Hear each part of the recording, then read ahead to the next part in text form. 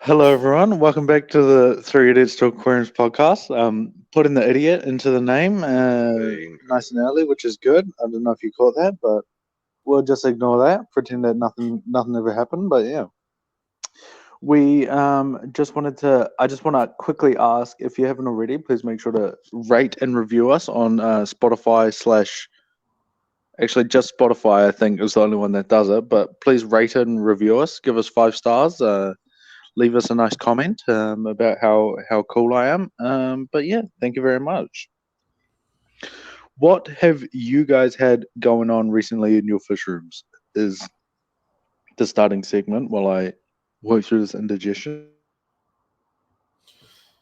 There you go. Oh, well, you've got mute, so it looks like I've got to go first. So I'll go first. Yeah. Cool. The other day I thought that I saw my Bolivian rams looking like they might be on a nest or some eggs or something like that. At this point, I have not still seen any fry. I thought I saw some fry, but it was just brine shrimp moving around, so I was a bit disappointed in that. For a split second, I was like, yes! And I was like, no! So that sucked. But the male was still being pretty aggressive around that one area, so I'm hoping that we're in a bit of luck sometime soon. Nice. That's cool. They're cool little fish for sure. They are. And definitely one that's like takes a minute to get the most out of them, like the full color and everything. But once they do, they're super cool fish. Yeah, they settle that, so they get some size. They actually get a bit bigger too. They get a bit of size on them, so that's quite cool compared to a blue or a standard blue or a gold ram or something like that. Blue and gold rams are way cooler, but blue and gold rams seem to just drop dead at the drop of a hat too. So yes, pretty much what I say to people is with the Bolivians, you're not getting that really as cool of a show-stopping fish, but you're getting about 1,000 times hardier. With the Germans, you're getting like a way cooler looking fish, but you can look at it and it might just get sick or just keel over. So, it's a catch-22. You get this real pretty fish that has just got no survival in it, or you get one that's not quite as pretty looking and you get a almost bulletproof fish. So, yeah. Interestingly, I saw Redwoods Aquatics put up a video yesterday, I think it was, of a pair of their German blue rams. Cool. That have bred with about 2,000 fry. Nice. And they reckon it was third generation from fish they'd imported. So potentially it will be worth getting some off them to see if they are a much more resilient strain. If they've had them going for 3 generations and they look really good. So interesting about. I'm having the biggest deja vu right now, by the way, just so you guys know. Oh yeah. I'm tripping balls. Tripping balls. Well, you should probably lay off the acid then. Yeah. And about 15 years ago, they did a German import and actually imported some rams from Germany, and I've never seen anything like them before in the country either. Wow. They were probably a good 2 inches, and the color on them was just phenomenal. Like the just like the ones on the internet.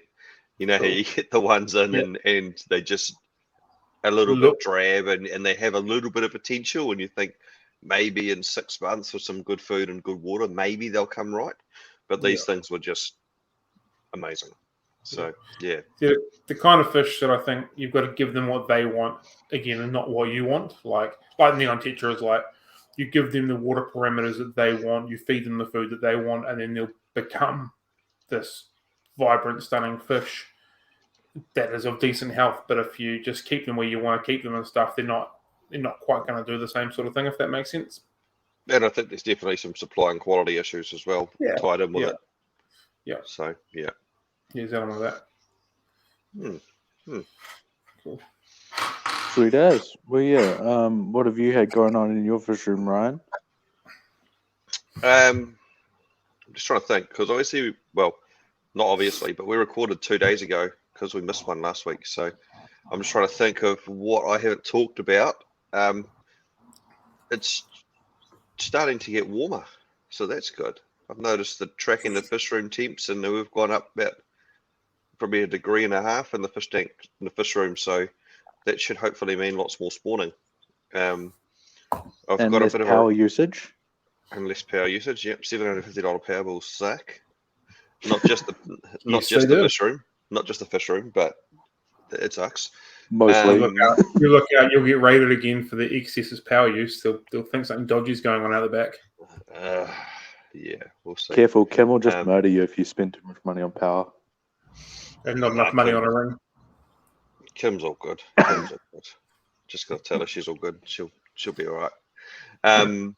Positive I'm reinforcement. currently in negotiations with Kim because we're going into Tauranga this weekend, and I want to go and see a fish friend and bring some fish back. And she's like, "How many buckets do you want to bring back?" Because often I see she goes down there quite often, and she brings back buckets of fish for me because she's nice. But she's like, "How many buckets? I don't have much space. I've got the kids and all their stuff, and I've only got a small car." And it's like, "Oh, just a couple." And then she shows up, and there's like 6 20-litre buckets of fish to bring back, and she's just like, "Oh, you're bloody fish!" No, but she brings them back. She's all good. But so I this You need week to get her a trailer with an IBC, and you can just bring back like 500.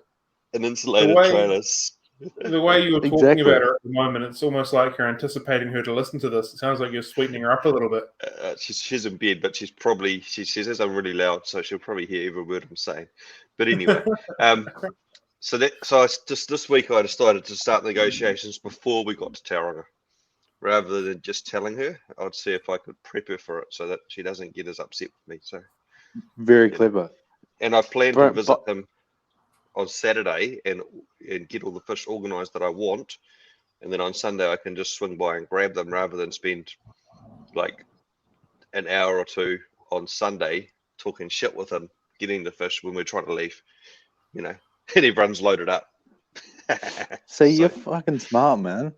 Got the whole fish system planned out. But in the fish room, I've been stripping fish, and my rusties have just absolutely exploded with fry. I think I've got 6 or 7 or 8 holding at the moment. So, and I've got tanks and tanks and tanks full of them. So, probably in 6 to 12 months, they'll be everywhere, which will be cool because they've basically died out. Fingers crossed. And I think there might even be an African Cichlid that Cam Inbred likes. So, maybe he'll actually take some. Maybe he'll take some. Maybe. So, I'm going to need some help getting rid of them all, so that's good. It's a good problem to have. Have you done the cardinal sin of breeding and produced a whole bunch of fish you don't know how to get rid of? We've talked about this before. You need to pre-plan these things before you start breeding fish. Now with rusties, I figured I could breed as many as I could, and there would always be good homes for them. You'll only sell 3, and you'll end up with 7,000 left over. I don't think that's going to happen with rusties. Yeah, neither do I, to be fair.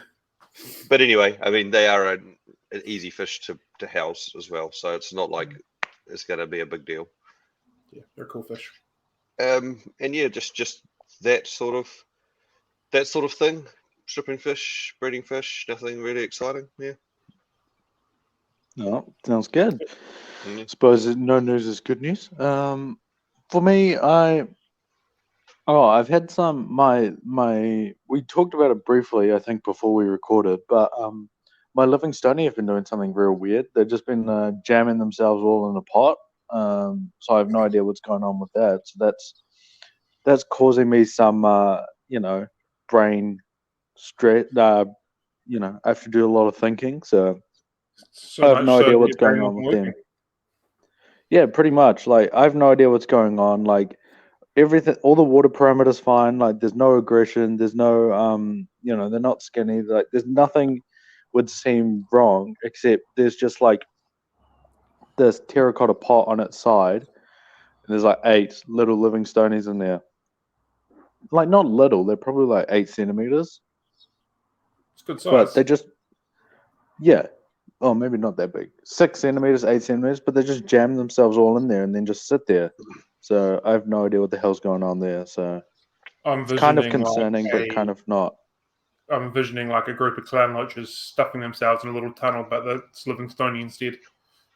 Do you know, genuinely, that's exactly how it is? Like, how coolie loaches do it, how clown loaches do it, how biches do it. It's like the most weird thing. I don't know what the hell's going on. It's not actually their normal behavior. Yeah, exactly. I'd take like the if pot it out. could, Yeah. well, I See did, what they but do. then they just jam themselves in the corner and just sit on Yeah. top of each other. I don't know what the hell's going on. And like, there's no aggression because there's a bunch of OB peacocks in there, but they're all way littler and like, there's no. I've been watching them for ages. There's no aggression or anything. That partition is probably like comically small for them though. Like, Yeah, but they're not that big. I just wonder if it's too small an area and it's stressing them out or something. But I've never seen that behaviour from any African Cichlid before, so I don't actually know what the fuck. My plan is I was actually going to move them today. It does sound a bit stressed like that, doesn't it? Now you've said stressed. It does. Cowering in a corner, but not normally as a group. Yeah. But it only takes like, one or two of them to freak out and go and go and hide somewhere, especially something like a Livingstone. They're not small, but they're not big either for Livingstone. Like in the lake, they'd probably still be eaten by other Livingstone. Yeah. So if one of them does freak out, I've found the rest of them will freak out, and then they'll all just go and hide together because they're like, "Oh my god, Nigel said it's scary. Let's go hide," you know. Or Trev. Super weird. Yeah. I'd try and move them somewhere else with some more confident fish. Yeah, that's the plan, but I don't know what the hell's going on basically. So that's been my only real thing that's happened. Well, I'm trying. I'm working on it, but it's not exactly what one would call a popular fish. Yeah, I do feel a bit bad. I feel a little bit bad and a little bit guilty that you ended up with those, but also a little bit glad that I don't have them anymore. So fair enough. I ended up with them as part of a deal, and then Cam wanted them all because he'd sold them, and then the guy pulled out, and so now he's unsold them. So now they're just hanging out, and that's been like ages. Probably been like 4 or 5 months just hanging out. You probably just ditch them and keep them. Have you thought about doing a display tank just for them so people can see how beautiful they are and then sell them that way? No. I have no interest in doing that. Not a fan at all. Like, they're cool fish, but they're not for me. No, they're not.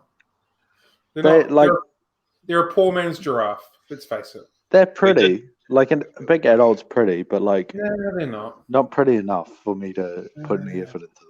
Yeah, I didn't even bother keeping any males to put in my display tank because I just knew that they would cause trouble. So, cool fish, but need to be in the right environment, like most fish.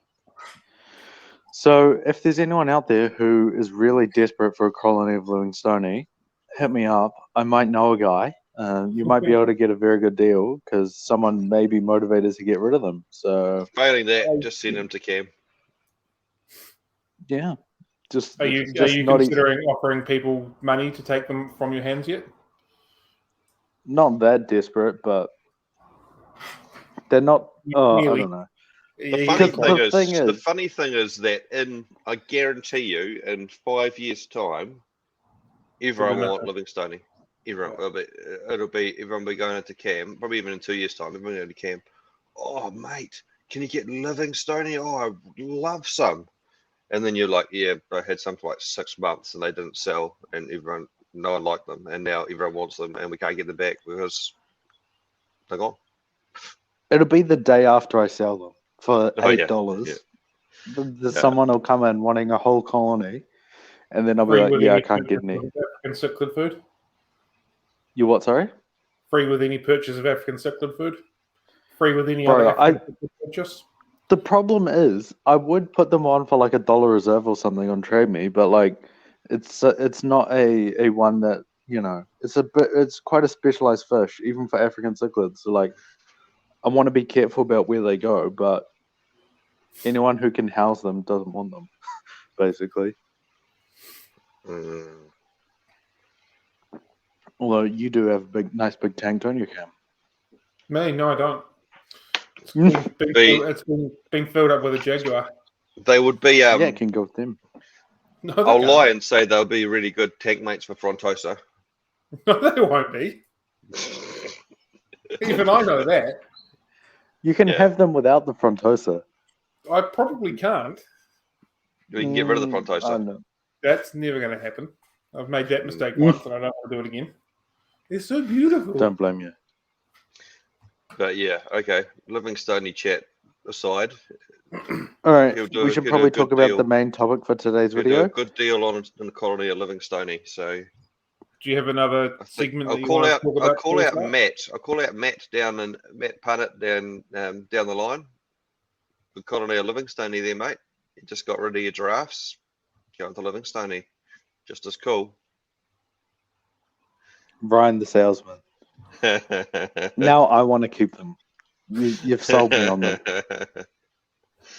But yes, sorry. So we'll get into the main topic for today's video, and I don't know exactly how we're going to format this discussion, but I thought maybe what we'll do is this is probably going to be quite New Zealand specific as well. So I'm sorry for all our American listeners and stuff, but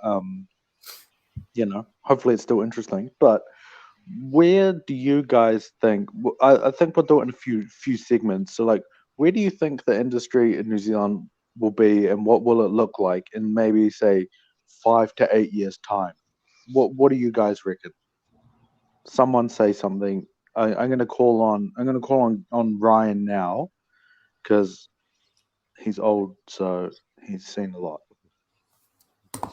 Yeah, in 5 to 8 years, I might not be here because I'm too old. So.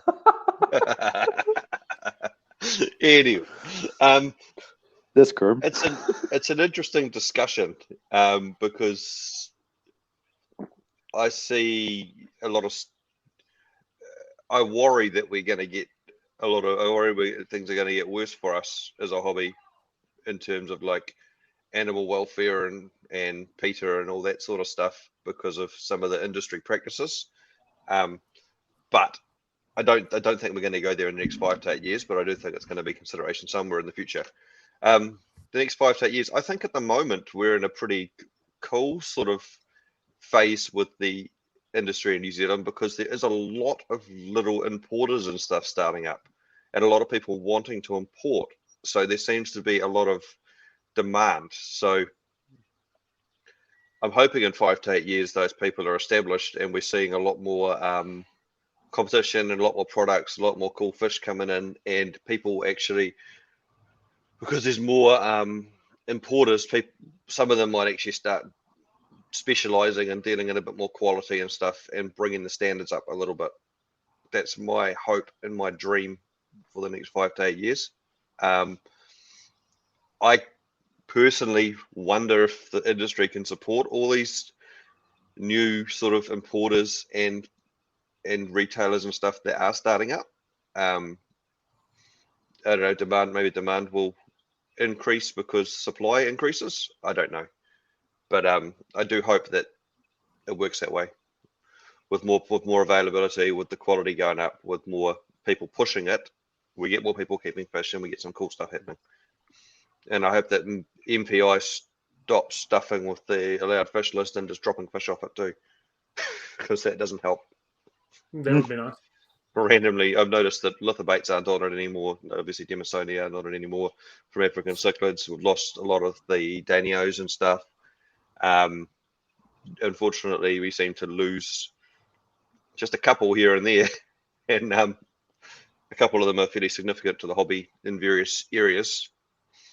And yeah, I just worry that that sort of stuff doesn't really help us go forwards, and they won't add new stuff.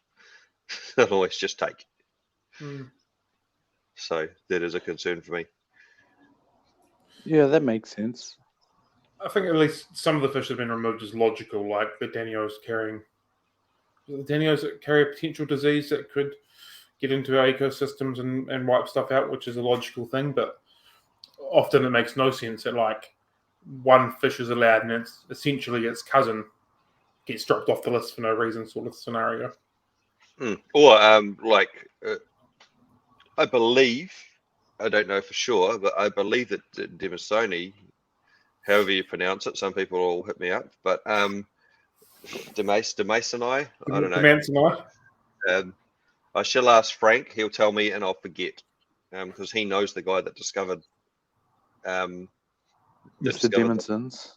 Leif Demonson or something like that. Yeah, don't know. Yeah. Can't pronounce it. But a lot of them just appear to be like when they've changed their name, because they changed from Pseudotropheus to Chidungo recently, and they renamed them in the list, it looks like they just forgot to put them back on. So I don't know if that's a clerical error that can be easily reversed, or if they took them off for a reason. I don't know. Because it's weird with that. Like I know, I can't remember exactly, but like one of the common plecos got renamed, or like reclassified, like maybe like 18 months ago, but that's still allowed to be imported. But then, like you said, the Demisoni got reclassified and they can't be. But I obviously don't know. And it's the hard thing is it's so hard to find information or like updates and stuff like that about these kind of processes, because it's all like bureaucratic kind of behind the scenes, you know. Yeah, and maybe someone in industry actually knows the answer. I don't. To me, I think it looks like when they updated the list, they just forgot to put them back on there. But I can't verify that for sure. Maybe they've been testing them and maybe they're carrying a pathogen or something and they decided to pull them off. I don't know. I'm not aware of any issues. I'm not aware of any issues, but I'm not an importer, so I've never had any major issues with Demisoni apart from when I've kept them wrong. So yeah. And they beat each other up. Yep. When I do something wrong, they're not happy. The import list is very weird. Can't you still import Alunicara and Nyase or something? Like, isn't that still allowed? Yeah, which is like when they first started exporting peacocks from the lake, everything was a Nyase. So yeah, it's a bit weird. Who knows what the hell's going on? It's not even a thing anymore. Yeah. If anyone works for MPI and can clarify some stuff for us, we'd love to have you on for a discussion. Yeah. And a grilling. It'd be nice if there was. I don't know. Part of me thinks that in MPI there is no one person that actually knows or cares about fish. I feel like they just maintain it in accordance with policy, and probably as they should. But if the policy made a bit of sense, that would be cool. Or if they understood what they were doing behind the policy, But it's a little bit like sometimes I think we've seen, and I don't know. Again, I don't know for sure, but it looks like we've had some issues with fish coming into the country, and I think it's because like someone works for MPI, and they're like, "Hey, we've got a new job in Auckland, being the tropical fish screening officer for the whatever," and then they end up inspecting all the fish and stuff, and that's how random stuff gets through because I don't know. I just work for MPI. I don't know anything about fish. Just look at the fish in the bags, count them. Cool, and random stuff gets through. So, yeah, it's interesting. It is a bit problematic for sure. Yeah, and I guess looking back, even looking back on Facebook randomly pops up tanks I used to have 10, 15 years ago. And I had all sorts of random stuff that I thought was pure in there 10 or 15 years ago. So like it's taken me a lot of years to get to where I am in terms of knowledge. And you just can't, I wouldn't go work for MPI. So how do they fix that? I'm not sure. I think it's not an easy one. They can't hire fish geeks, Yeah, one of the criteria you have to be a veterinarian or a vet nurse or something along those lines. You've got to have knowledge in that health sector for animals. So it doesn't necessarily mean you need to have the knowledge in species of things that are happening per se. It's more your knowledge of the health of the animals and potential disease and that kind of stuff, from my understanding. So that could be where some of the might be knowledgeable in horses. And that is the primary. The primary intention of quarantine and stuff is obviously to make sure that the right fish come in, but also primarily to make sure no diseased fish get through. So it's mainly about protocols and following procedures. The identification thing is obviously hard. The thing is, as well, even within that, is like, you say you've been keeping fish for so long, but if I throw 20 species of fancy plecos in front of you, you're not going to know what the hell's going on. So it's like, even within that, is like no one can really be expected to know everything because it's just too much, too much stuff. Especially when one species changes because it's got an extra ray in the bloody fin or something. On its fin, and it's a totally different species from that. Yeah, or it's got an extra tooth or something. Yeah, or a dot. How are you going to know? Whatever. So, and the hard part is a lot of them, again, speaking of African cichlids, but probably the same with plecos, cories, all that sort of stuff. A lot of them, when they're younger, look similar. So, exactly. I definitely have heard a lot of stories, again, unverified stories, of people who have bought all sorts of stuff in as juvenile peacocks, dolphins, whatever they are, that are allowed, and just bought all sorts of random stuff in that looks similar and then released it. So, yeah, who knows? Again, it's not something that I want to get into because it's just not worth it. I've been raided for drugs. I don't want an MPI raid. I know people that have had that happen, and it's not fun. So, they actually took all their phones and their computers and everything, and from their whole family, and detained them in the lounge and cloned everything and da. So yeah, not worth it. Don't want to get not a good shit. time. Nah, not fun. Yeah, exactly. As cool as it is to have cool fish, it's just not worth it. Yeah, for sure. So what do you reckon, Cam? Do you have any different ideas about what might be going on in the next few years? I think from a hobbyist or a hobby point of view, we're in a really exciting and positive time at the moment. Like Ryan said, there's a lot of smaller competition coming along now. There's a lot of people that I think have just got really frustrated at big fish and have gone, bugger this, I'm going to do my own thing, and are trying things and are doing new things. It's mainly in the aquatic plant. Well, you got to watch out for the big fish, man. The big fish will get you, man. It's like the big farmer and the big oil. Yo, Ryan, you're missing your tinfoil hat. But yeah, in the plant side of it and the aquascaping side of it, there's some massive positives happening, and I think that's trickling down into the hobby itself. There's a lot of new products coming through, and a lot of new brands coming through. The tissue cultures have come through, which people have been screaming out for ages, and none of the big fish took note of it, took that on board, and some of the smaller players have come through and given the hobby what the hobby wants. So I think it's positive, and I think that can only get better for the next 5 or so years, and more people trying different things and stuff like that. So yeah. I'm also noticing a lot of people setting up stores and just doing stuff, which is quite cool. Like we've got Tom and I forget his partner's name down in Tauranga setting up a store. Zoe. It's again, that's another discussion I'm going to have with Kim about this weekend. She's sitting over there getting something ready for a breakfast about another visit that I want to try and make. So yeah, I just remembered. She's nodding her head enthusiastically over there. But yeah, I'm keen for you to do that. Another fish visit. Yeah, I think she wants to come with me. But yeah, lots of people are setting up lots of things, and people are getting the rights for different things, like those tissue cultures and stuff. And someone's recently got the NLS distribution rights. Someone else probably get something else and start bringing different stuff in. So that is cool, especially with people, lots more importers wanting to bring in fish. A lot of people I know are talking about setting up import rooms too within the industry. They're all saying, oh, I want to do a quarantine room. I want to do this. I want to do that. So whether they will or not, different story, but there's lots of rumors of lots of people doing it. So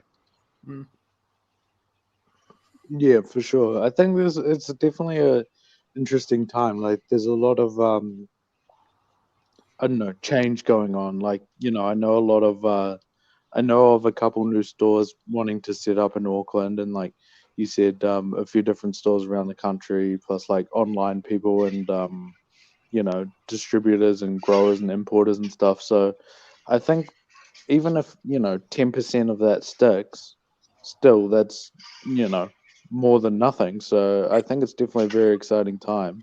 And the good thing is everyone does stuff a little bit differently, or like has different products or whatever. So for the average hobbyist, it's like more choice or different specializations or different options, and different ways of doing things is only a good thing. Like they say competition's never a bad thing. So I My think concern with the amount of retailers or direct to consumer importers is that the talent pool of the consumer isn't expanding, and I don't think there's anyone that are trying to increase the people in the hobby. We're just all servicing who's already here, not trying to get more people in to service the extra people that are selling stuff, if that makes sense. But naturally that should happen as we get more players in the market, because eventually they're all going to realize the same thing, and then eventually, hopefully, everyone should start working. They should start working together, but they won't. But everyone will start working independently on just trying to get more people into the hobby.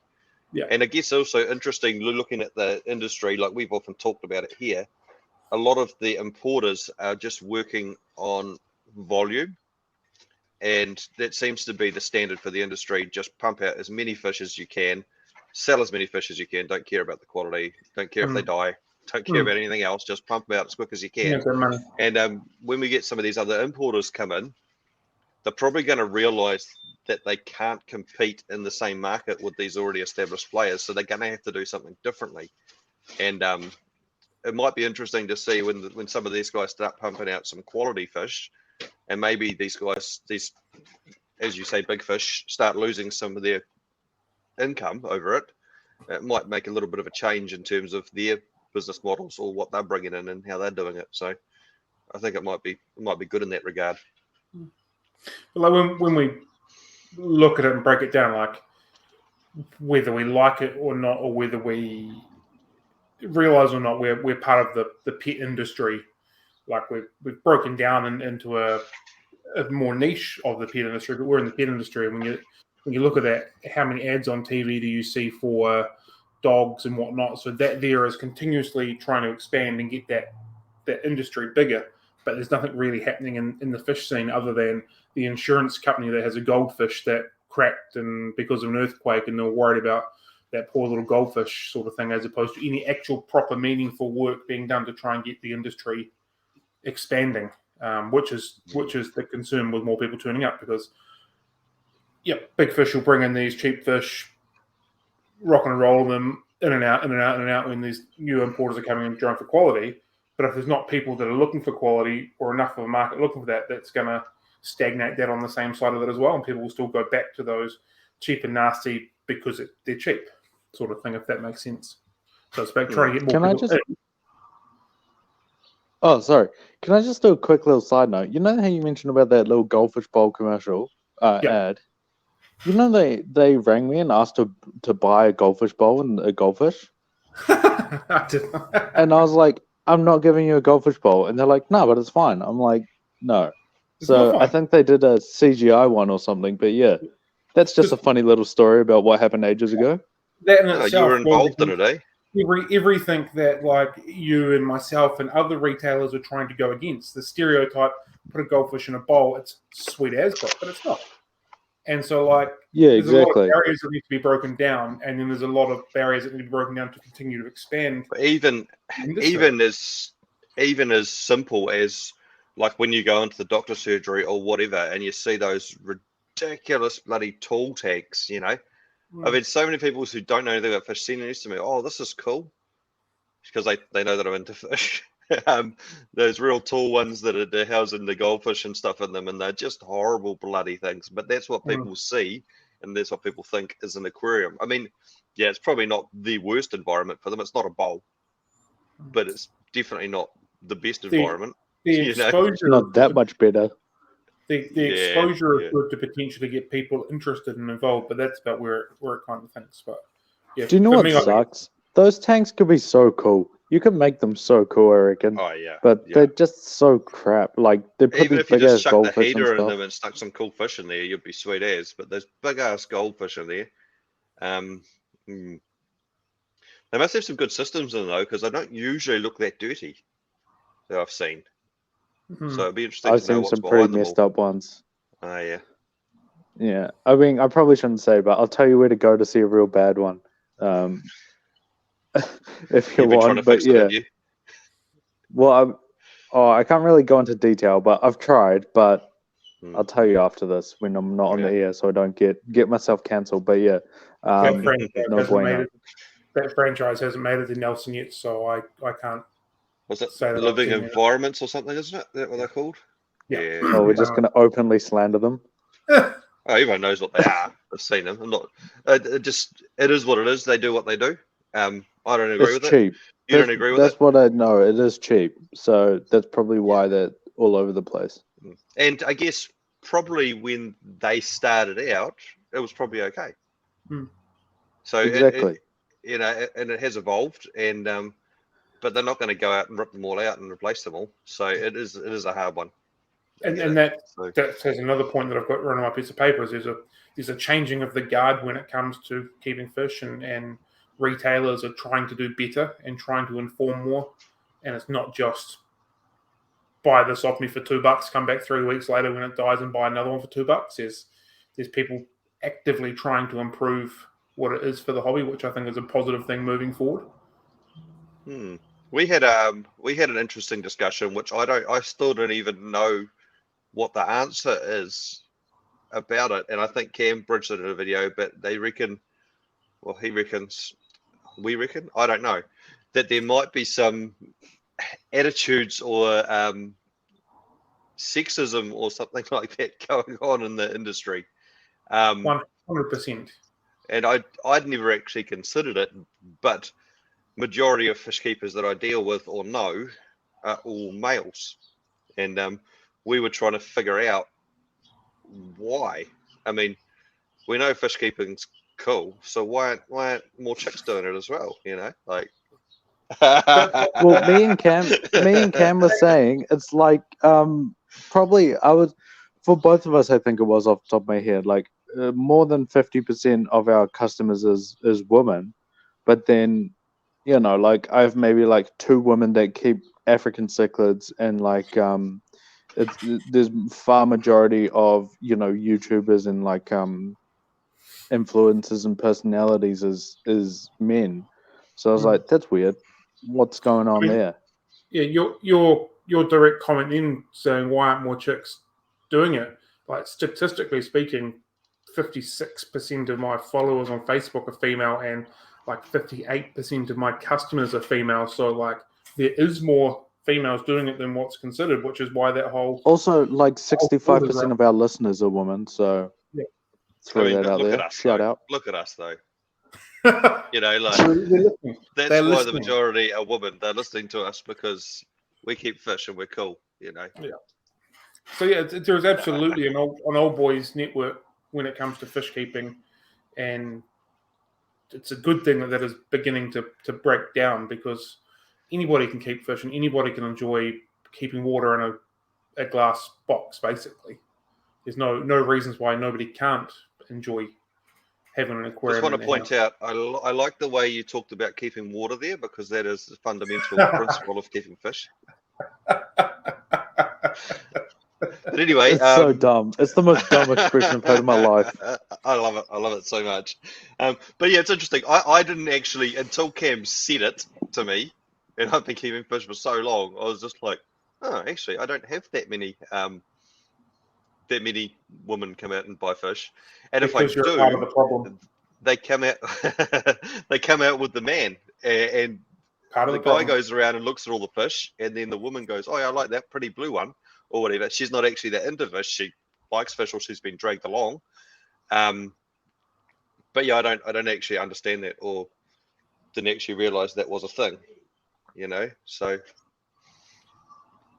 Ignorance. So hopefully in 5 to 8 years, that's no longer the case, is what you're trying to say. Yeah. We need to get some of our real awesome lady listeners to start keeping African cichlids. Exactly. Yeah. So yeah. Oh well, no, sounds good. I was going to say something. View? Oh yeah, well that was what I was going to say. Is I definitely think there's a lot more, especially So like, if you're not aware, I haven't actually been around that long. Obviously, I've only been open for like 2 years or something, maybe a little bit long. Well, also that, but that wasn't Yeah. specifically what I was Yeah, I meaning. mean- But yeah, same thing. When most of us started keeping fish, you were still in nappies. So yeah, Not even I born. wasn't even born yet. yeah, pretty much.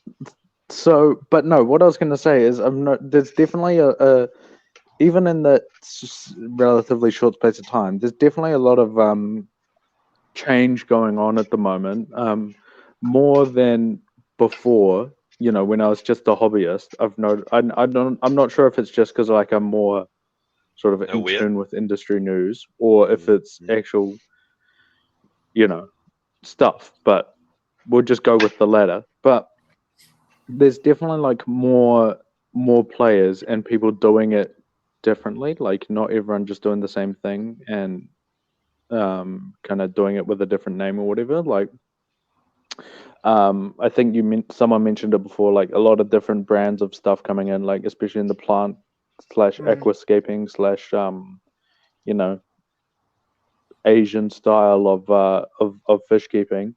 And then there's like new retailers like doing different stuff. Like there's people specializing in like, you know, life bearers and like people specializing in dwarf cichlids and stuff like that.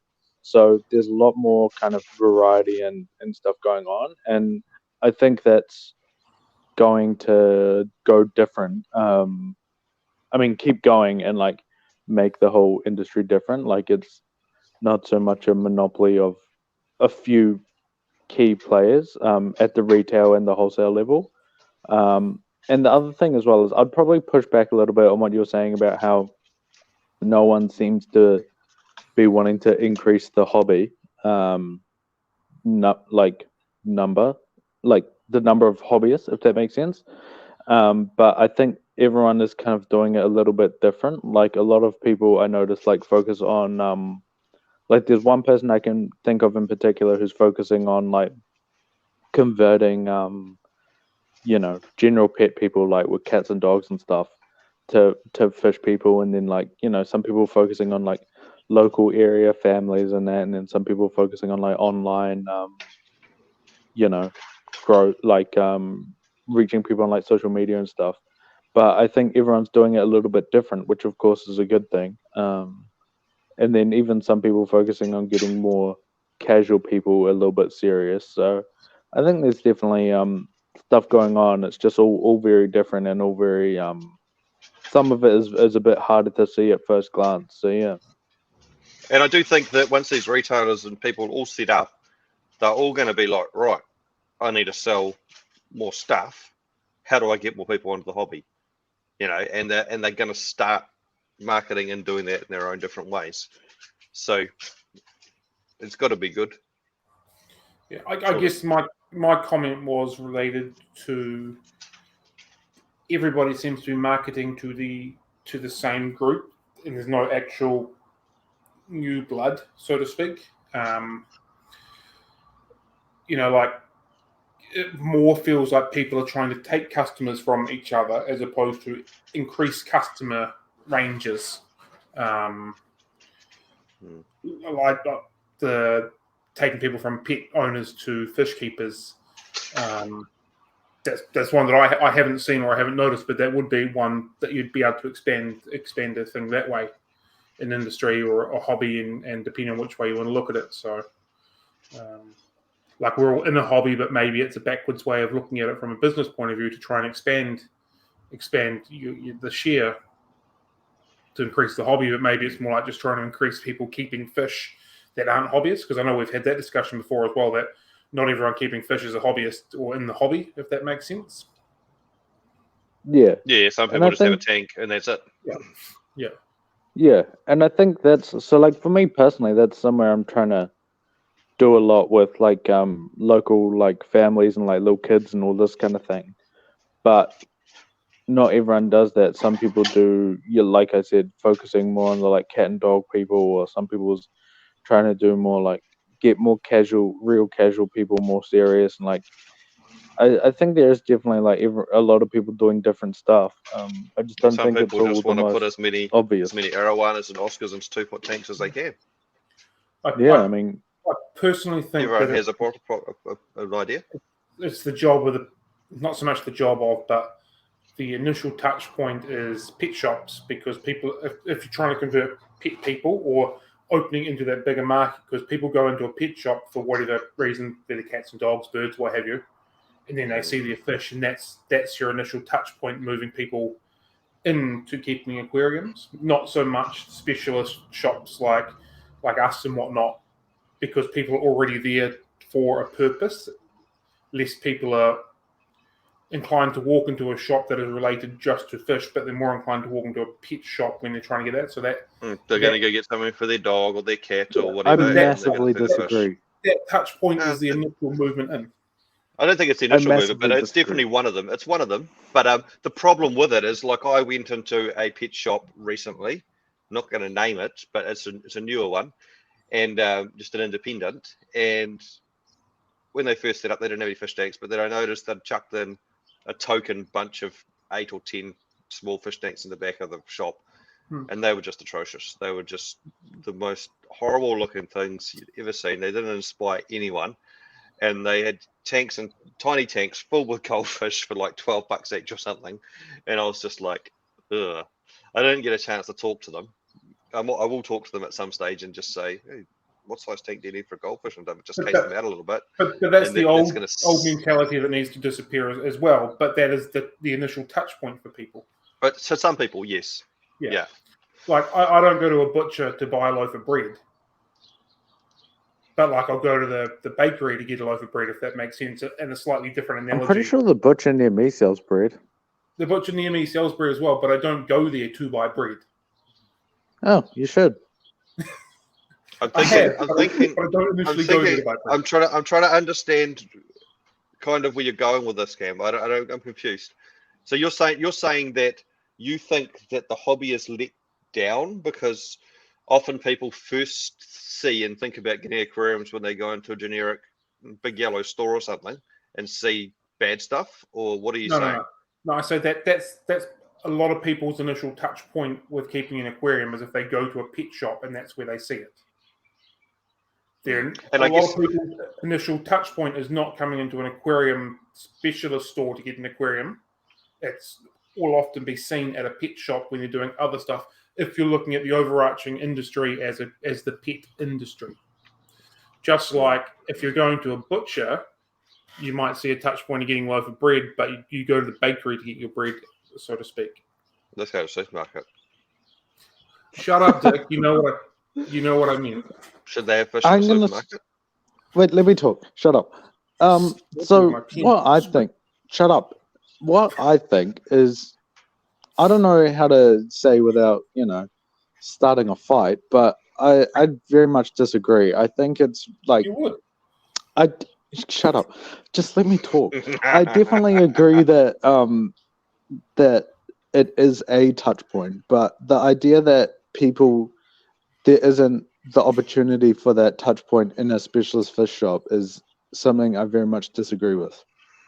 Like, especially for like younger people, like little kids and stuff, it gets so many little kids and like families and stuff, just like, they're going to the butcher down the thing and they just stop off and look at the fish because, as we've already established, fish are cool. So, yeah, they are.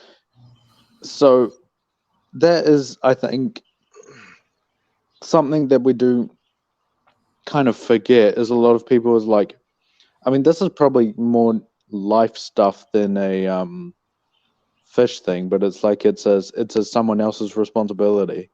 But I think we have just as much responsibility as like your animators and stuff. It's just like obviously it's a bit different, of course, and maybe it's different actual people, but it's very similar in terms of like overall like numbers and like type and everything. And the other thing as well is especially as we move into the future, like online exposure is just as valuable as in-person exposure.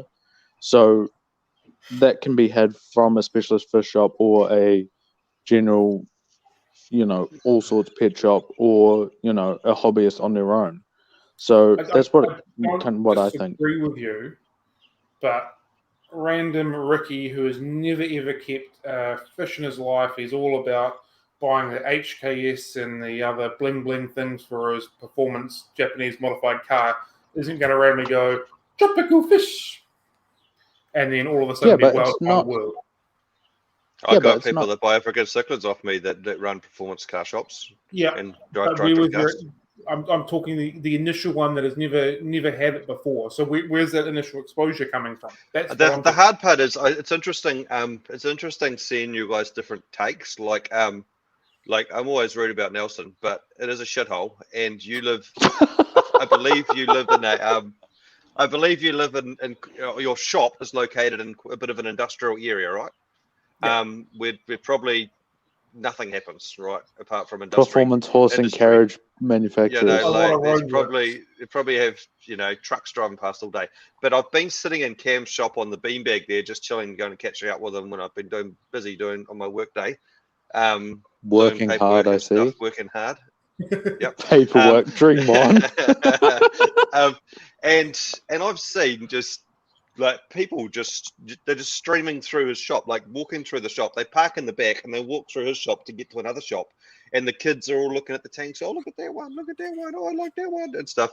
And you can tell they don't keep fish, but these kids are they're walking through they're like foot traffic, So he just has random people walk past and just say hi, and they come in, they look in the fish, and they look at the fish and And we talked about putting a dog bowl at the front of your shop, which you haven't done yet, but you probably need to, so people can stop and give their dogs some water and have a look in and stuff. But it's interesting because you do operate shops in completely different environments. But if you're putting a dog bowl, then you're using a dog, so another pet as the exposure into the industry of keeping fish. I'd also it has to be people that are going to have any interest. Like if I'm going out and just targeting completely the wrong market, then that's not going to make any sense. But shut up. But no.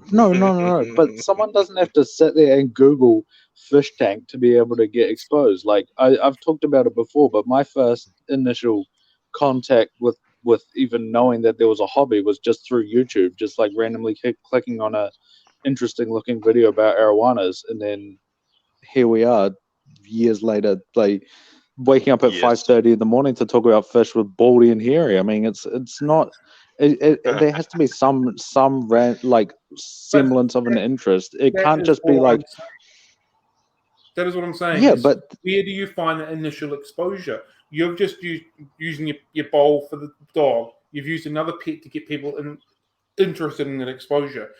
What I've been trying to say is I don't feel that people are getting that exposure out of it to continue to bring more people in. Yeah, but what I'm saying is that's not just the responsibility of animates with their dogs and cats and stuff, because that's like one little segment. But like there's so many different touch points that as a whole. Yeah, but pet shops as a whole, whatever. I don't, same thing. But if you think of the biggest pet shop in New Zealand, it's probably Animates. So, yeah. But even there's different pet shops are the same principle. Yeah, but there's different touch points that a specialist fish shop like yours can use or like mine can use. That's like probably a little bit different and targets slightly different people, but the same overarching idea of like getting people who wouldn't be interested in interested. Like for me, I know little kids love fish, so I focus a lot on getting kids through and like showing them all the cool stuff and like talking to the parents while the kids running around like, it's not that hard, or this kind of thing. If you didn't have a thoroughfare from a car park to a main road, would people still walk through? Just because that's what Ryan said? Probably not, but that's why I put my shop there. And you've got it's all part of it, so that's part of the responsibility of it. Yeah, but if you're saying it's like only pet shop, it's like that's part of it. A thoroughfare as my main touch point for people. It's not my main touch point, but it's one of them. Yeah. It's interesting because you can use more social media to reach people, for example. Like Cam and I have worked together to get this tank into Kim's classroom, because kids love fish. And that's not to groom children to keeping fish, but it's to expose people. Don't use that word. That was not a great choice of words. Yeah, it's not. For the record, that was Ryan. Nothing at all. Yeah, me and Cam are not associated with what he just said. But it's to the people can actually see fish, the parents can come in and see fish, and it's cool. Like the kids love it.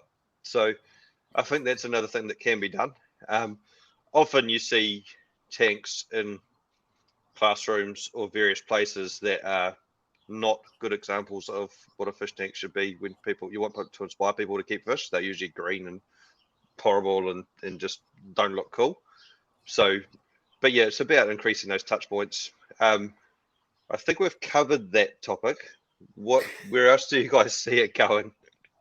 We don't agree on some things, but we do agree on some things. So I understand what both of you are saying, and I do wonder if the demand can actually meet the new people that are coming through, and if we're going to see some casualties as a result of it in terms of businesses losing businesses and stuff because there just isn't enough demand. And I'm hoping that translates into better marketing and better fish keeping to get people into the hobby. That's my hope as a result of it. That is what I was trying to bring up, and Cam lost his lines. Anyway, I've got a massive concern because we're moving on. You can't have a second say on that, so I'm enjoying this. A concern about available medications and antibiotics for fish health. That is a huge concern for me, and I think we're going really, really backwards when it comes to that. Mm-hmm. The biggest problem in that regard is knowledge, because I saw it recently. I've seen it all the time. Someone posted, "Oh, I've got this disease," and then they're using this random medication that would not treat that disease if they had that disease, and they're saying it's working. They're saying they're turning their filter off for periods of time, which that disease feeds on bacteria. They're turning off their filters, so there's going to be more bacteria, so it's going to make that disease worse. So they probably didn't have that disease to start with. So and then other random people are, I treat every single fish with antibiotics on the way in. They use human antibiotics and stuff, and it's like, human antibiotics are the same. That's cool, but there seems to be a lot of misunderstanding. So yes, we can't get them, but it's probably also a good thing we can't get them, because people just randomly spraying all their tanks with antibiotics every time they see their fish has a spot on it also will cause more damage long term than anything else. So it's a yes and a no thing. If we had some knowledge or some people that were able to prescribe it properly and diagnose it properly, I think we'll be okay. I've in the last 3 or 4 weeks, I've managed to successfully. I've had 2 separate customers come and presenting with issues that I knew what we had on the shelf wasn't going to do anything. So I've managed to say, look, this is what I think you've got going on. This is the treatment that I think you need. Go talk to a vet. Take some photos, take some videos, tell them what you've got going on, and tell them your case and see what you get. And successfully twice in the last 3 or so weeks, people have been able to go to vets and get a couple of antibiotic prescriptions for their fish that were having issues and get that treated under control. So hopefully there is an avenue from that. And I've spoken to the local there's mobile vets up in Auckland that cruise around and look at animals. And I've spoken to them, and they've put a note on my profile that I keep fish, and they've also said that they're willing to, with a consult, come out, see the fish because they're mobile, and then prescribe stuff on an as required basis. Essentially, they've said that they will use me as the expert as such, and then back it up with their own techs or their own networks to make sure that it's actually a sound thing, so that they'll actually listen to me say, hey, I think I've got this, I think I need this. They'll go, okay, cool. They'll go back to their books, look up this and that, and then they'll talk to their mate who knows something or whatever, go out to the network, and then come back and go, yep, cool, you can have that. So it is about building those relationships with the right people. That's probably a relationship that Cam there in the store could make as well, being in Auckland, his local mobile vet or local vet clinic. Same with you. You could strike up a relationship with your local vet and become somewhat of an expert in that field to, I guess, help and guide them. They're not going to prescribe antibiotics without doing their own due diligence, but of course not. You might have to point them in the right direction to start with. Yeah. And that might be an interesting start. If a customer comes to a vet with all the information already on hand, photos, videos on hand, speaking to an expert in a shop saying, this is what I think it is, this is what I think is your best option to run with it, it's going to go a long way than just my fish is sick, come help me sort of scenario. So, my thoughts on the whole thing is probably controversial, of course. It's me.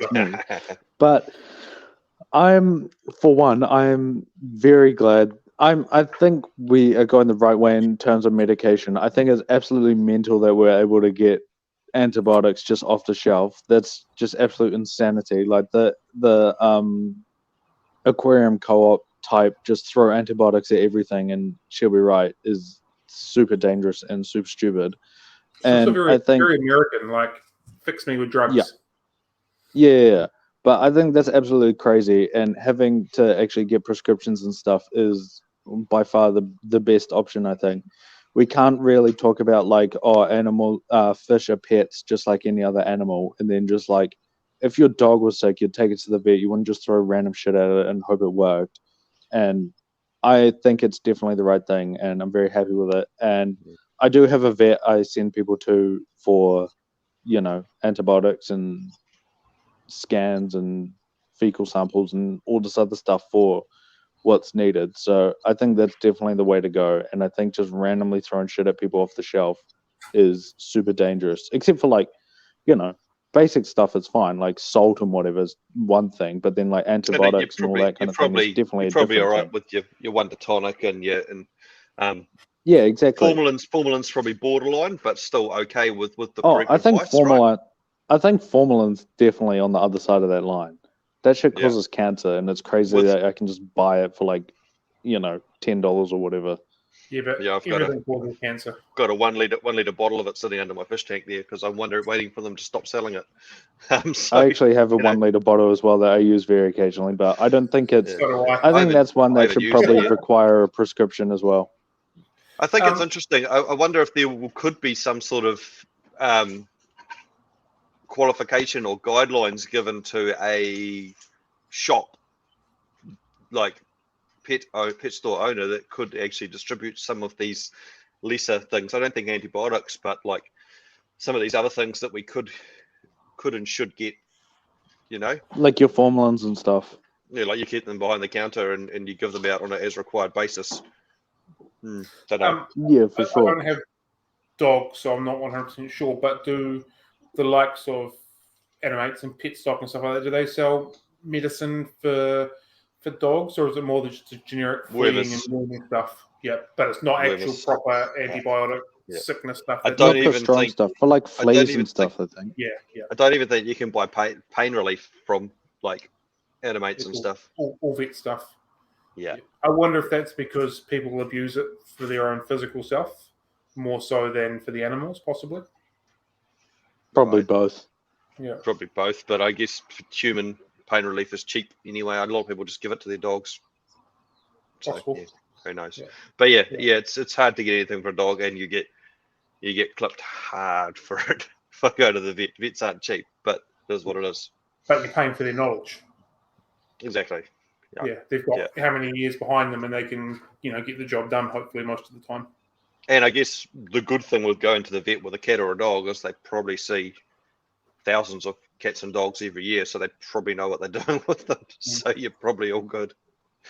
Fish. So is the not taking the fish to the vet a mindset thing? It's a hobby, not a pet, or people not seeing fish as an animal or a family member like they do with a cat and a dog? Purely a cost and lack of knowledge thing, I'd say. Yeah. That's what I would reckon. Is like people probably don't realize they can take their fish to the vet to start with. And then they're also like, hey, I'm not going to take my $2 neon tetra to the vet and spend $200 on it when I can just go buy another 10 for $30, $20 at wherever in the weekend. I'll just throw it out and buy another one. So I mean, it's probably a few things in that equation, I'd say. Initially, many years ago, I thought it was it seemed ludicrous that if you've got the sick fish, you'd stress it out more, put it in a bag, take it to the vet, sort of thing. Like you're causing it more stress. But then, like if you've got a sick cat, I don't know a lot of cats that like to go in those cat carriers, and that stresses the shit out of them and take them to the vet. But you're happy to do it if your cat's sick. And then so there was a wee bit of a mind shift set for me not long ago that, if you've got this fish and it's actually sick, putting it in a bag, taking it to a vet to get it the care that it required. Yeah, it's stressful at the time, but it's no different to taking your cat or your dog to the vet when it's stressed and it's sick as well. It's still the same sort of thing, if that makes sense. But it is an interesting one because also without getting an expert, and without being able to chop it up, how much can they actually tell you? Like if it's got liver failure, or if it's got something else that's not treatable. Yeah, and again, the industry as a whole, or the hobby as a whole, a lot of it is it's worked for me. It's fine. A lot of it is non-scientific, non-medical type of scenario. Like there's whenever I see that, it worked for me. It's fine. I know. Oh my God, here we go. Someone added something, and their fish didn't die, so it worked. Yeah, anyone can start a website, anyone can start a blog, anyone can write a book, all that kind of stuff. But how much of it is actually backed by science and not experience? So yeah. Okay, so your thing in 5 to 8 years, you think Cam Inbred thinks we're going potentially in the wrong direction with the availability of medication, and younger Cam, thinks we're going in the right direction with this medication being available. I do, yes. Ooh. I'll admit it. Are you going to fire up? Spicy. Nah, because I know I'm right, and I'm not arguing against a brick wall. I feel both of you are right in different points of view, because sometimes you do want to buy something, and I know I need something, and I know that if I wasn't anywhere else in the world, I'd be able to get it. I'm consumed of things that could be stopped really, really quickly that we can't just deal with. But then I see a lot of abuse of it, and a lot of 100%. random people. I see these posts online. People just, I chuck this in and that in, and I regularly worm my fish, and I regularly do this, and I'm just like, you are an idiot. You're just half dosing everything. You've got no point. You just don't even have any idea what you're actually doing. You're just doing stuff that someone else worked for someone else. My fish are healthy. It's the modern day wives' tales of keeping fish within these things. So, I do agree that some of these medications shouldn't be in their hands in general, but your initial, say, first aid type stuff probably needs to be a bit easier to get hold of. I think I've seen a lot of cases where people more regulation about it. Yeah. For example, as in like categorizing stuff, like shouldn't get antibiotics, but should be able to get methylene blue. Like category 1, category 2, or something. But at the moment, it's kind of just like all a bit random. Like can get some stuff, but that's real strong, like your formalin, but can't get some real low level thing that I can't think of any examples of. But like just seems all a bit random. And like I know of many cases where many fish will be saved if people can get metronidazole. And we just can't get metronidazole in New Zealand, but you can get it over the shelf anywhere else in the world. Again, they've classified it as an antibiotic. It's not really an antibiotic, but it sort of is a little bit. So yeah, but it is what it is. Exactly, that'd be one where it'd be good if it was clear cut. Category 1, that's okay. Category 2, maybe like there's a middle one where it's like you need a low level vet, like you need a fish store person who's gone through a specific training course about what it does, and keeps it in the cupboard behind the counter and can give it to you, sell it to you. So you don't just go off the shelf and read the packet and go like Furin 2 used to have these photos of random cartoon fish on the front of splodges on them or something. If your fish has red splodges and white dots, you can use this. Oh yeah, pour some antibiotics and here we go. Exactly. So, yeah. Okay, so that's cool with the medication. We'll put that one to bed. What's next? What's the next thing that we think is going to happen in the next 5 to 8 years?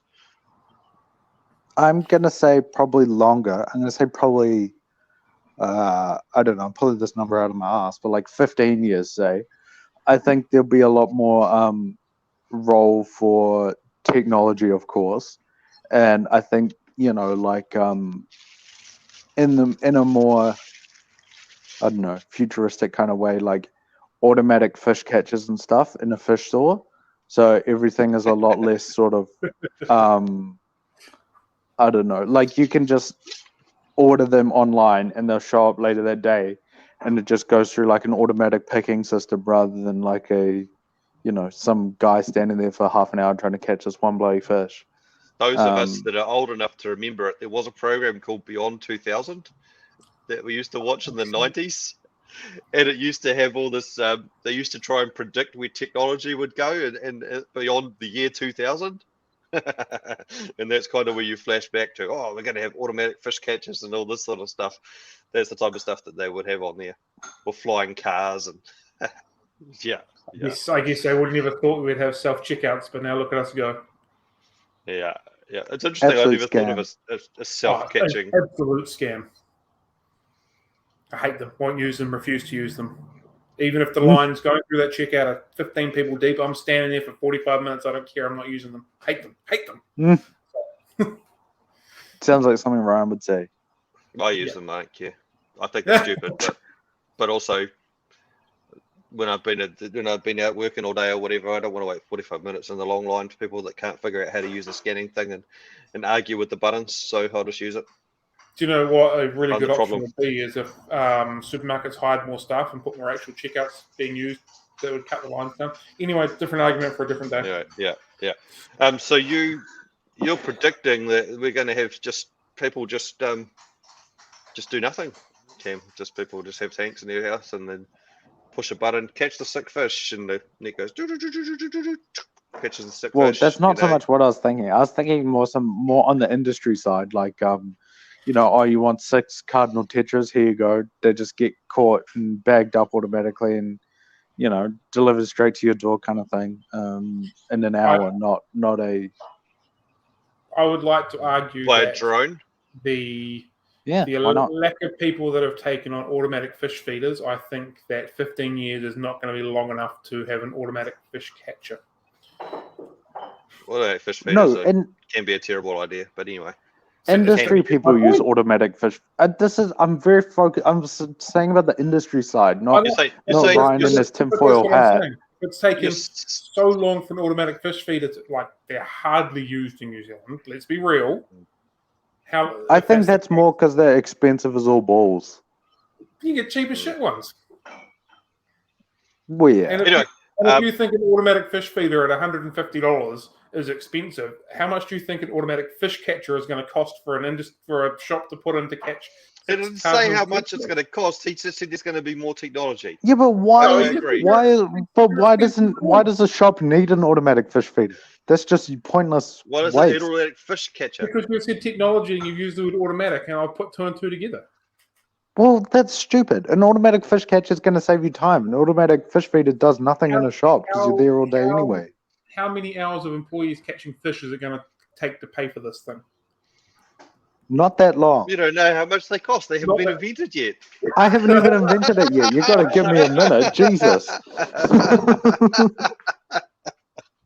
Oh, God. I mean, you guys also need to realize that we're in a society right now where kids think it's cool to go around and blow watermelon smoke out their mouth, and they spend billions of dollars a year on that. So, no, pretty much all kids. So hey, an automatic fish catcher might be worth it. So I like your idea. It's just not 15 years away. It might be 15 well, maybe years it's longer, away. but that was an off-the-cuff idea. That was just a random suggestion. So you're saying we should see some more technology, which hopefully makes it better for people? Yeah, well, I'm going to say more convenient. I don't know about if better is the right word, but more convenient and faster and less dinosaur-like. I want to agree with you. To an extent it will, but when old boys like Ryan are still antiing UV filters, I'll just do a water change, then... No, I can see the idea of a UV filter. There's some theory in that. My concern is that for every single need, businesses will create and market something to fill it, regardless of if it actually works or is proven. And because it's a non-regulated industry, they can do whatever they like. That's my biggest concern with it. It's pretty obvious if a automatic fish catching machine's catching your 6 tetras or not. Yeah, that's all technology. But it's pretty obvious if the stability cycles the tank in 5 seconds or not. Doesn't say 5 seconds on the Anyway, bottle. we're moving on. It says a week, but then CChem says 6 weeks, and we know that the tank cycles without it for 6 weeks anyway. So We got really, again. really close. Anyway,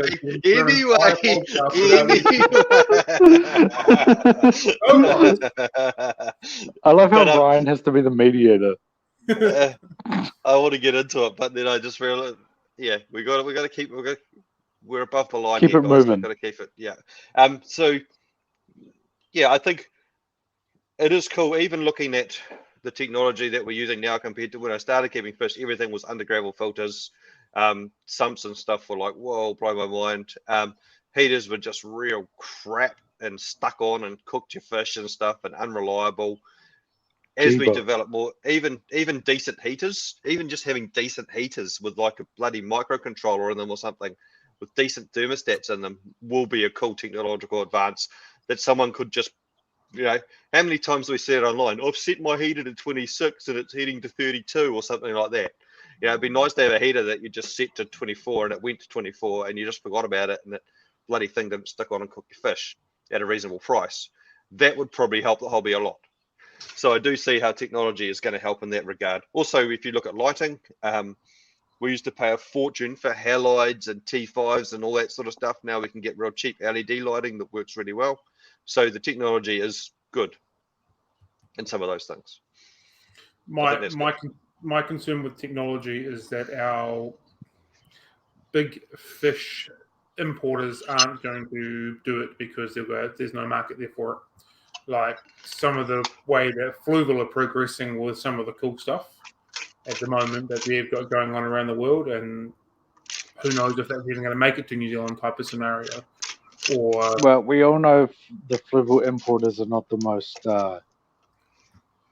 good. So you can take the word Fluval out and add it to any brand that you want. The range maybe it will take longer, but there is stuff like we do have tissue culture. We do have these, new fertilizer recipes. Like we do have the stuff. Just sometimes it takes longer. Sometimes it takes someone new to do it, but it'll happen. And I think this is where having all those new players come into the game is going to change things up, because I think a lot of that old fish mentality is, we're not going to be able to sell that. We're not going to bring it in. And a lot of these younger new guys are like, man, that's real cool. I'll bring some in and see if they sell, and they sort of start doing stuff, parallel importing stuff. We're really well connected at the moment. Yeah, they've got legit supply chains and they'll eventually shut you down if you start parallel importing, but at least you can get them into the country and get them started and at least maybe inspire someone to do something with it, I bring it back to we are in a pet industry and that the fish is the niche broken down. And the importers that are in the pet importation business don't care so much about what's going on fish because there's less money there compared to cats and dogs. But the ones that are coming in just doing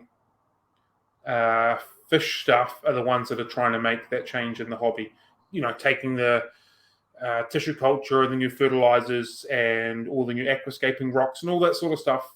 All of them are specializing in only doing tropical fish in aquariums, whereas some of the old big fish or old fish that are doing everything aren't as interested in what's moving in that industry, or in our industry, because there's less money to be made when they can put $150,000 into dogs and make $500,000, and within the year they can put $150,000 into fish and they'll make $200,000 or $250,000 back, but it takes them 5 years to do it. Unpopular opinion, but as they should. So that's up to us to grow it to that point. 100% that is a business thing, and I absolutely understand how that logic works. Like I'm not arguing it, but that's where the difference is. Like there's a lot of cool stuff going on with lots of cool brands that are already in New Zealand, but we don't get them, or they try them and they don't sell enough to make their things. But other stuff do what they need to do because our little niche, keeping tropical fish, is far smaller than the dog industry. But I guess that's where I'm saying, and where I'm excited to see, because a lot of these people, they're not going to put 200 grand or 100, 200 grand into a shop or an aquarium and an importing facility and then not go after it with enthusiasm. You know what I mean? So they're going to go out there and they're going to go for it. They're not going to pour 200 grand and let their business fail. So that's where some new energy and some new blood. You seem to be a little bit like despondent on it, almost a little bit. Did you not listen, and a lot of these people did you will not bring listen to the words? Did you not listen to the words that I said, like in that last little thing that I said? The smaller, He probably didn't. Let's be honest. The smaller importers that have started things like the tissue culture and the new fertilizers and all the aquascaping rocks and that kind of stuff are doing that because they're specializing only on tropical fish and aquariums. So they go, cool. So I'm taking in these 10 products in this industry, and 7 of them are working, but these 3 aren't. But I'll try another one, but it's not. These aren't working in the pet industry in the aquatics. I'm going to try a dog thing because they're only focusing on that, which is a positive. Maybe that just means that fluvels, or I'm using fluval because of reasons, but but maybe it's maybe that just means brands like Fluval that are owned by pet product importers, not fish importers, are gonna lose industry share and get taken over by, oh my god, my phone's about to die. Get taken over by different companies that are focusing more on the fish that can kind of own that space rather than owning it within the fish department, like the fish section, if that makes sense. I was going to argue with you because they're far too established for it to happen. But then you look at Red Sea, for example, that's been sold and bought by the distribution by Eastern Marine in Auckland, and now did they? Red Sea's a pretty well established brand in New Zealand for marine keeping, and there's been a retailer, importer, whatever you want to call it, come along and bought that and injected that with some more life into that side of the hobby. So, I was going to argue with you, but maybe not. You know what needs that? It's not great quality or anything, but Tetra, someone needs to. So, that was the one that has the inventors of flake food and stuff. That could, someone could get that going so easily, but no one even, they're pet people who don't even know about fish. So what in the Tetra range would you want to see in New Zealand? The only thing I'd want to see is the ear pumps because they were stupidly quiet. I don't particularly want them, but I would probably, there's from a business perspective, there's definitely upside there because it's the inventors of the flake food and their granules are a different shape that's kind of interesting that you could market in that, and it's there's definitely upside, and it's cheap. It's very cheap. So you could get into supermarkets or whatever, but that's one of those ones where someone could really take that and run with it if they wanted to, Did you ever try the product that they had? It was in a little metal container, like a tinfoil container. You ripped it open, squeezed it out. It had gel with brine shrimp or gel with bloodworms and all that kind of stuff. That is something I bought from you before I knew you. And when I was just a hobbyist, I bought the brine shrimp ones. Yeah. I thought they were great. They were a brilliant product. Yeah, they were so cool. They were really good. See shit like that. Someone could really take that and run with that. And maybe the flake food's kind of crappy, but sell a little bit and focus on the ear pumps. And I think they have some quite cool little tanks, not big ones, 20-liter tanks, but some weird shaped ones, stuff like that. There's certainly upside. I have a feeling I'm probably talking out of turn. I believe that the distributor is contracted to Spectrum Foods, I believe is what it's called, or Spectrum Industries, which produce a whole bunch of different brands, including Tetra, which is where that is, which is what I suspect is probably happening. Yeah, I have no idea. I'm not an expert, but hey, ring them up, Cam. Later today, that's your job. Ring them up and take that and run with it. Yeah, it's not going to happen. But I love those weird squeezy gel foods. I think they were great. Yeah, they were cool. So disappointed when they stopped them. Yeah. God, that's a blast from the past. I don't even remember that shit, but yeah. Yeah, I can't. Delish. Tetra Delitio or something like that. They were cool in a little box. Man, they were cool. I dig them for sure. Yeah, man. Oh, yeah. Ring them up. I got no idea what you're talking about. So, yeah, cool. It's basically like Rapashi. It's like a little gel thing made out of brine shrimp. Yeah, and it had bits of whatever crustacean you're feeding. Krill, brine shrimp, bloodworms. There was another one as well, Daphnia, I think. Big chunky chunks. It was like an alternative to frozen foods, but Oh, yeah. fresh per se, but not So fresh. Rapashi. Yeah, but Pretty not. much. But not. Anyway. It was more like feeding frozen food, but not. Oh, it was just awesome. I loved it. Okay. So, do we have a closing statement from you two on where we think we're going in 5 years, without getting into how we can get more people into the hobby, without getting into how people walk through Cam's store and people don't walk through other Cam's store because he lives in a shithole, without getting into any of that. Without talking about how crappy stability is. Yeah, I mean, all the stuff that we know is true. We don't want to talk about any of that. Let's just talk about our theories for the next. Well, and then I'll go first. Closing argument. Yep. I'll go first, and I'm not going to go into too much detail of that, but I'm going to say I'm very excited for the future, and I think there is definitely within the industry going to be a lot of change over the next 5 years, 8 years, 10 years, 15 years, and I'm very excited to see where we end up. And I think it'll be fun at the very least. Yeah, I'm going positive as well. I think it's a great time to be a hobbyist, and it's only going to get better. I think the people that continue to say that the fish industry is getting smaller are just looking in the wrong places, but I think it's getting better. And it's a great time. It's an exciting time. It's pretty stoked with all the tissue cultures and all that kind of stuff that's going on. I think that's huge. And because you've allowed me to have a closing statement, O'Doyle rules and up the wires. Yeah. Okay, I agree. I think we're all heading in the right direction, and maybe I will even watch the Warriors this weekend if I'm allowed to around the events that I have planned for me this in Tauranga. I imagine it will be on at the parties we're going to, so that's all good. Why wouldn't it? But yeah, I think it's cool. It's cool to see all these new people popping up, all these new industries popping up, all these new importers and all that sort of stuff. So I'm excited to see where it goes. And yeah, I do have my reservations, like everyone else, that we need to see more people in the hobby. But with these people investing all this money and all this time into it, I think that's going to happen. So cool, be good. Good Can times. I have an up the wires? Go on, give me an up the wires. Yeah, up the wires. Up the wires. There you go. Yeah. Damn, Daniel, up the wires. Jump on the bandwagon. Fuck yeah. Next week I'll be like, fuck the wires. They lost. Why do I even support those bastards for the first time in my life? I watched the first game I ever watched last week and they got absolutely smashed, which they were supposed to, but yeah. We had this conversation. It's okay. Yeah. Anyway. Is Cam going to throw us an up the wires? No. He's not going to bandwagon it. He's not going to bandwagon it. I'm not on the bandwagon.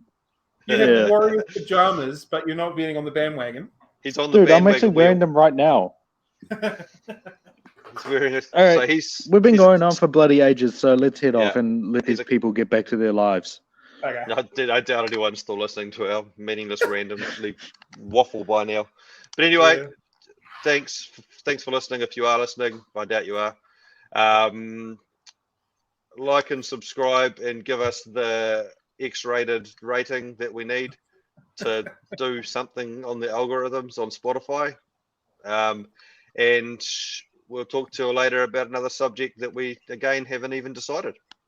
Cool. All right. Cheers. Catch you later. Up the wires.